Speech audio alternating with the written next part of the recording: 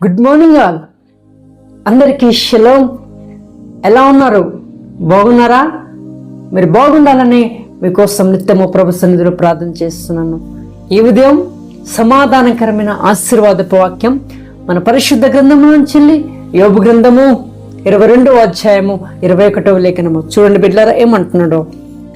ఆయనతో సహవాసం చేసిన యెడల నీకు సమాధానం కలుగును, అలాగున నీకు మేలు కలుగును. Praise the Lord. నువ్వు ఎవరితో సాహసం చేస్తున్నావు?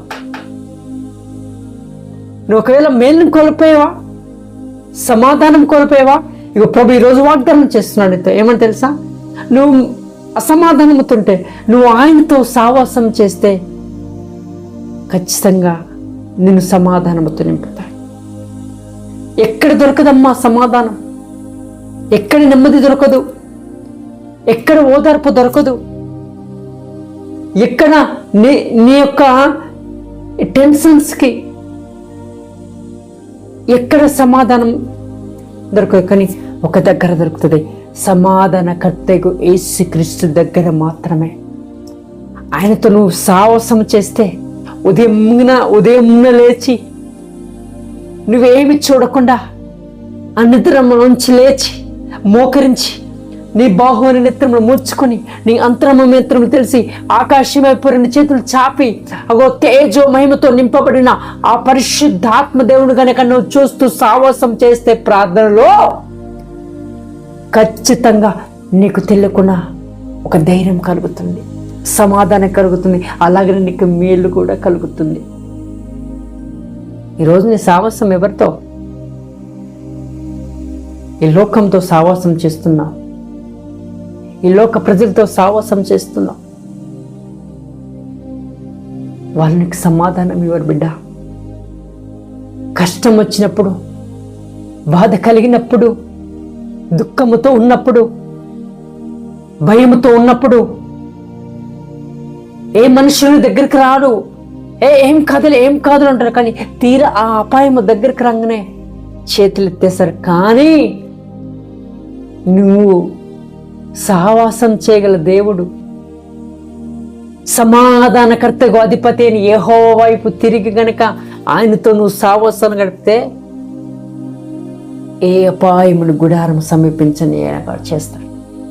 సమాధానముతో నింపాడు. ఎంత టెన్షన్స్లో ఉండు, భయముతో ఉన్నావేమో, అధైర్యంతో ఉన్నావేమో, ఆశలేని స్థితిలో ఉన్నావేమో, సమస్తాన్ని కోల్పోయిన స్థితిలో ఉన్నావేమో, డోంట్ వరీ బిడ్డా. నీ సమాధానకర్తకు యెహోవా వైపు నువ్వు సావాసము చేయి. వీటన్నిటికీ నీకు సమాధానం ప్లస్ మేలు కలుగుతుంది. అందుకే ఈ ఉదయం నీతో మాట్లాడుతున్నాడు. తల్లి, నా ప్రియ తమ్ముడా, నా ప్రియ చెల్లమ్మా, ప్రియ సంగమా, పరిశుద్ధ సావాసం కలిగిన సంగమా, ప్రభు మీతో మాట్లాడుతున్నాడు. సమాధానం కోల్పోయావా? Don't worry. నీ సమాధానకర్తకు యెహోవా వైపు తిరుగు. మేలును కోల్పోయావా? నీకు మేలు అనుగ్రహించు క్రీస్తు వైపు తిరుగు. ఖచ్చితంగా ఊహించని కార్యములు కల్లారు చూస్తావు. అందుకే ఉదయకాల సమయం ప్రభు నీతో మాట్లాడుతున్నాడు. నువ్వు కోల్పోయిన సమస్తాన్ని కలిగించగల దేవుడు సమాధానకర్తకు యెహోవా. యోబు జీవితంలో కూడా ఏమైతే కోల్పోయినా ఆయన సమాధానాన్ని విడిచిపెట్టలే. సమాధానంతో ఉండి అన్ని కోల్పోయాడు.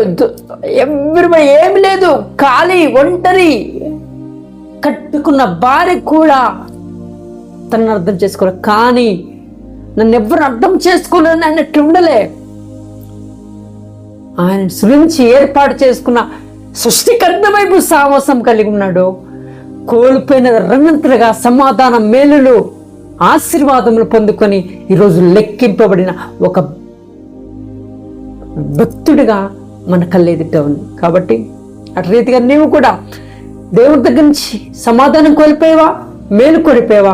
ప్రభువుతో మరలా సావాసం కలిగి ఉండు, కొనసాగించు. ఈ ఉదయం నుంచెలే ప్రభు నీ పట్ల గొప్ప కార్యం చేయబోతున్నాడు. May God bless you. అందరికీ షలోమ్.